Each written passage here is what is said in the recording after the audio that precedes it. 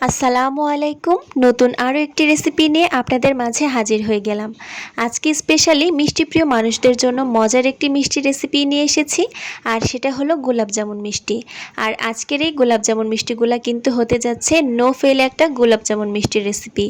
আমি চেষ্টা করেছি পারফেক্ট একটা মেজারমেন্ট সহ এবং অসংখ্য টিপস দেওয়ার মাধ্যমে আজকের এই গোলাপজামুন মিষ্টির রেসিপিটি শেয়ার করার জন্য, যাতে আপনাদের মিষ্টিগুলো বানাতে গেলে কোনো ধরনের কোনো সমস্যা না হয় এবং আপনারা যেন মিষ্টি বানাতে কোনোভাবেই ব্যর্থ না হন। আশা করি আমার আজকের এই পুরো ভিডিওটা ফলো করলে এবং মেজারমেন্ট সহ এবং টিপস সহ মিষ্টিগুলা বানালে আপনাদের মিষ্টিগুলোও হবে একদম পারফেক্ট। তাহলে চলুন কথা না বাড়িয়ে মূল রেসিপিটা দেখে আসি। প্রথমে আমি মিষ্টির জন্য শিরা বানিয়ে নিব। তার জন্য একটা কড়াইতে নিয়ে নিচ্ছি 1.5 কাপ পরিমাণ চিনি। আপনারা চাইলে চিনির পরিমাণটা একটু বাড়িয়ে 2 কাপও করতে পারেন, মিষ্টিটা আপনাদের পছন্দ অনুযায়ী দিয়ে নেবেন। আর 1.5 কাপ চিনির জন্য আমি এখানে 3 কাপ পরিমাণ পানি ব্যবহার করছি, মানে যতটুকু চিনি নিতে হবে তার ডাবল পানি নিতে হবে। আর শিরাটা যেহেতু একটু পাতলা টাইপের শিরা হবে, তাই এখানে পানির পরিমাণটা একটু বেশিই লাগবে। আর দিয়ে দিচ্ছি 3টা মুখ ফাটানো এলাচ, যাতে চিনি শিরার মধ্যে এলাচের খুব সুন্দর একটা ফ্লেভার মিশে যায়। চিনিটা খুব ভালো করে একটু পানির সাথে মিশিয়ে নিচ্ছি। আর এখন এটাকে জাল করব যতক্ষণ না পর্যন্ত চিনিটা গলে একটা বলক চলে আসছে। যখন চিনিটা পুরোপুরি গলে এরকম একটা বলক চলে আসবে, সেই পর্যায়ে চুলাটা বন্ধ করে এই শিরাটা এক সাইডে রেখে দিতে হবে। অতিরিক্ত জাল করে এই শিরাটাকে ঘন করার কোনো প্রয়োজন নেই। আমি এভাবে শিরাটাকে একটা সাইডে রেখে দিব। এখন আমি একটা বাটিতে নিয়ে নিচ্ছি নর্মাল তাপমাত্রার 2টা মিডিয়াম সাইজের ডিম, আর এর মধ্যে দিয়ে দিচ্ছি 2 চা চামচ পরিমাণ চিনি। খেয়াল রাখবেন 2 চা চামচ পরিমাণ চিনি, 2 চা চামচ পরিমাণ দিয়ে দিচ্ছি পানি এবং 1 টেবিল চামচ পরিমাণ দিয়ে দিচ্ছি সয়াবিন তেল। এই উপকরণটা দিয়েই আমি মিষ্টির ডোটা বানিয়ে নিব। আর এই ডিমটা এখন খুব ভালো করে আমি ফেটিয়ে নিচ্ছি একটা হুইস্ক দিয়ে। আপনারা চাইলে কাঁটা চামচ দিয়ে খুব ভালো করে ডিমটাকে ফেটিয়ে নিতে পারেন। একটা সাইডে রেখে দিলাম। এখন মিষ্টি বানানোর জন্য আমি আজকে ব্যবহার করছি গুঁড়ো দুধ। আমি মেজারমেন্ট কাপের 1 কাপ পরিমাণ গুঁড়ো দুধ নিয়েছি এবং বাইন্ডিংয়ের জন্য নিয়ে নিচ্ছি 1/2 কাপ পরিমাণ ময়দা। তার মানে যতটুকু গুঁড়ো দুধ নেবেন তার অর্ধেক পরিমাণ ময়দা নেবেন। 1/2 কাপ গুঁড়ো দুধ নিলে ময়দা নিতে হবে 1/4 কাপ পরিমাণ। এখন আমি এর মধ্যে দিয়ে দিয়েছি 2 চা চামচ পরিমাণ বেকিং পাউডার। আমি কিন্তু বেকিং সোডা ব্যবহার করিনি, আবারও বলছি 2 চা চামচ পরিমাণ বেকিং পাউডার ব্যবহার করেছি। এবার সবগুলো শুকনো উপকরণ খুব ভালো করে মিশিয়ে নিচ্ছি, যাতে কোনো রকম কোনো দলা বেঁধে না থাকে। এখন আগে থেকে যে ডিমের মিশ্রণটা রেডি করে রেখেছিলাম, সেই ডিমের মিশ্রণটা অল্প অল্প করে পুরোটা দিয়ে এইরকম আঠালো টাইপের একটা ডো বানিয়ে নিতে হবে। আমার কোনোভাবে ডিমের মিশ্রণ মেশানো সেই ভিডিওর অংশটুকু রেকর্ডিং হয়নি, যার কারণে আমি খুবই দুঃখিত। আপনারা খেয়াল রাখবেন আপনাদের ডোটা যেন এইরকম নরম স্টিকি অর্থাৎ আঠালো টাইপের একটা ডো হয়। ঠিক এইরকম না হলে কিন্তু মিষ্টিগুলো পারফেক্ট হবে না। শক্ত হয়ে গেলে কিন্তু মিষ্টিগুলো কোনোভাবেই পারফেক্ট হবে না। এই পর্যায়ে এসে আমি 1 টেবিল চামচের মতো ঘি ব্যবহার করেছি এবং ঘিটা দেওয়ার পর আবারও আলতোভাবে ডোটাকে মাখিয়ে নিচ্ছি।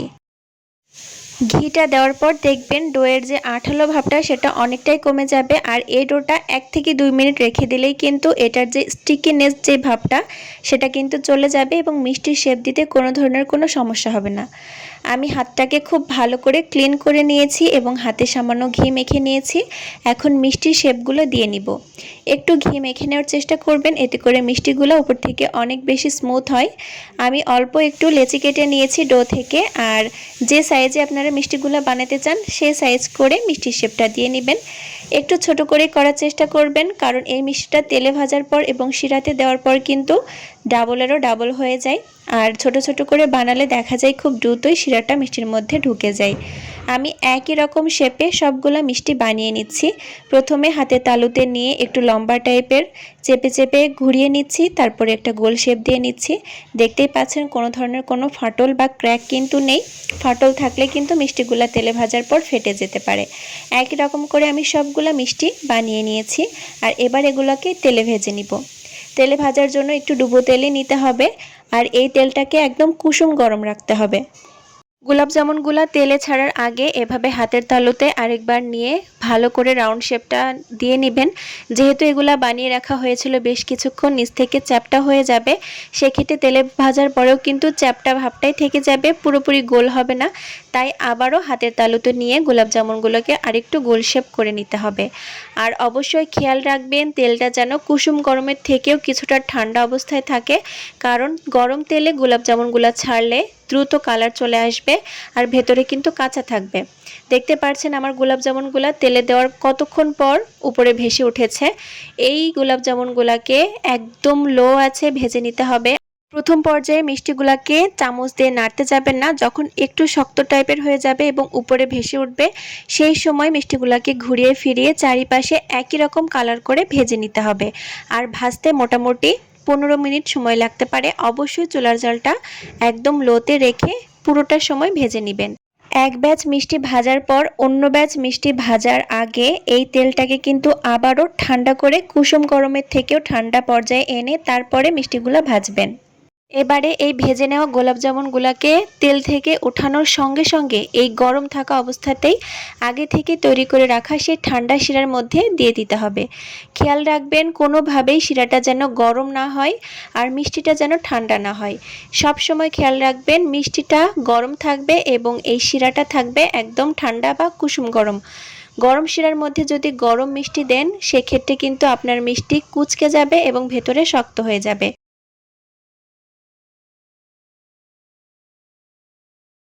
আমি 2 ব্যাচ মিষ্টি ভেজে নিয়ে ঠান্ডা শিরার মধ্যে দেওয়ার পর এই ঠান্ডা শিরা সহ মিষ্টিটাকে চুলায় দিয়ে চুলার জালটা একদম হাইয়ে রেখে 10 মিনিট মিষ্টিগুলাকে জাল করব। খেয়াল রাখবেন ঘড়ি ধরে 10 থেকে 15 মিনিট, আপনারা চাইলে 15 মিনিট জাল করতে পারেন। 15 মিনিট জাল করতে হবে একদম হাই হিটে, কোনোভাবেই চুলার জাল কিন্তু কমানো যাবে না।